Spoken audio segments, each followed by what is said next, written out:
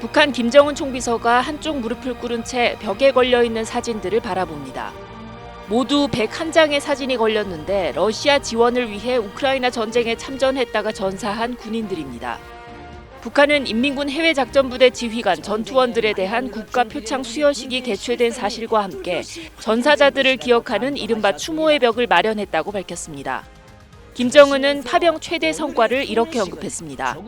조선인민군의 명성이 70여 년 역사에서 가장 엄격한 검증을 받았으며 전쟁에 만반으로 준비된 우리 군대의 실상이 뚜렷이 확인된 것이라고. 북한군 일부가 전장에서 자폭 선택을 한 것은 자신에게도 강한 충격이었다고 밝히면서 유족들에겐 젊은 생을 지켜주지 못한 미안함을 어떻게 표현해야 할지 모르겠다고 했습니다. 한반도 정세와 관련해선 주변 환경이 보다 완벽하고 압도적인 무력 대비를 요구하고 있다는 말을 덧붙였습니다. 김정은은 표창받은 군인들을 영웅으로 추켜 세우고는 이들과 일일이 포옹했는데 일부는 김정은에게 안겨 눈물을 보이기도 했습니다.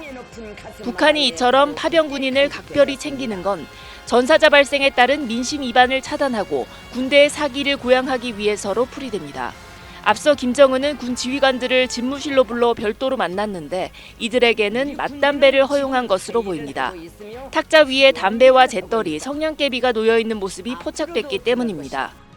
김정은은 과거 대륙간 탄도미사일 발사 등 주요 성과들이 나타나면 만족감을 드러내는 방편으로 군 지휘관이나 간부들에게 종종 맞담배를 허용했습니다. SBS 김아영입니다. 교자들인 우리 군대 장병들의 불멸의 영예는 언제나 순항 미사일을 표적으로 지대공 미사일이 화염을 뿜으며 날아가더니 요격에 성공합니다. 북한은 어제 두 종류의 개량 신형 반항공 미사일, 즉 지대공 미사일 성능 시험을 했고 김정은 총비서가 참관했다고 밝혔습니다. 타격 목표는 무인기와 순항 미사일로 개량탄들의 특성이 공중 목표 소멸에 대단히 적합한 것으로 인정됐다고 주장했습니다. 두 종류 가운데 하나는 러시아 지대공 미사일 토르의 북한 버전으로 추정됩니다. 5년 전 열병식에 등장한 적이 있는데 이번 발사를 보면 러시아 토르처럼 발사된 뒤 공중에서 점화하는 이른바 콜드런치 방식이 적용됐습니다. 북한은 지난 3월에도 지대공 미사일 발사 성공을 주장했지만 순항 미사일 요격 장면을 공개한 건 처음입니다. 러시아 파병 대가로 관련 기술을 지원받고 성능을 향상시켰을 가능성이 제기됩니다.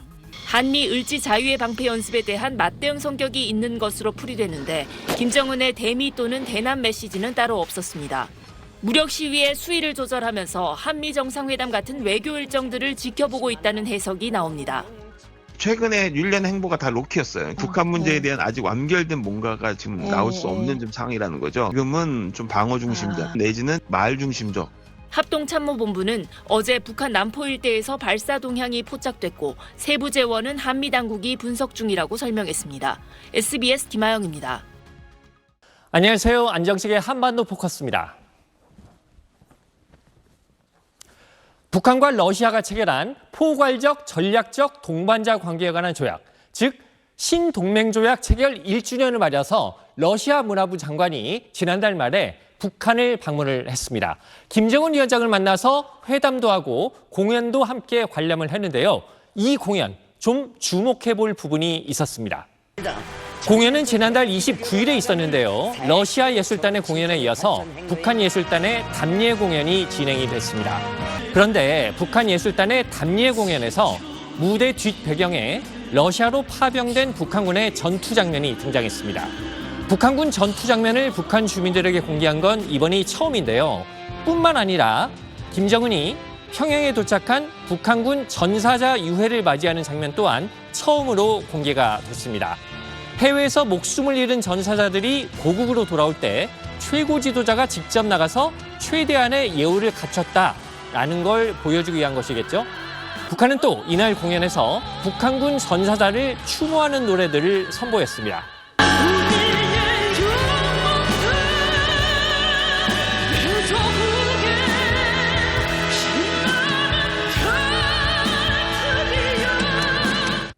사실 이영만리 타국에 애꿎은 젊은이를 보내서 총알바지로 죽게 한 책임 누가 뭐래도 김정은에게 있습니다. 북한군 포로가 한 말을 보면은요, 누구랑 싸우는지도 모르고 전장에 투입됐다라는 거 아니겠습니까?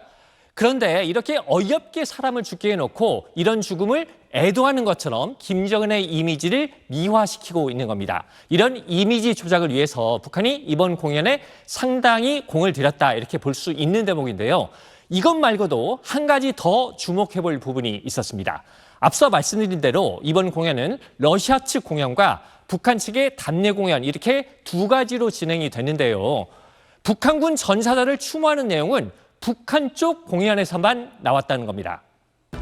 러시아 측 공연은 대개 러시아의 전통 문화와 풍습, 민속무용 등으로 구성이 됐는데 북한 측 공연에서는 파병 군인들의 성과와 희생을 기리는 내용이 핵심으로 등장을 했습니다. 북러 신동맹조약 1주년을 맞아 방북한 러시아 사절단을 관객으로 앉혀놓고 북한 측의 희생을 강조한 건데요. 이건 뭐냐?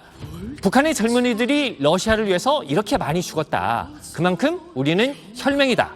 그러니까 나중에 북한이 어려울 때 러시아가 절대로 모른 채 해서는 안 된다. 이런 내용을 강조한 걸로 보입니다.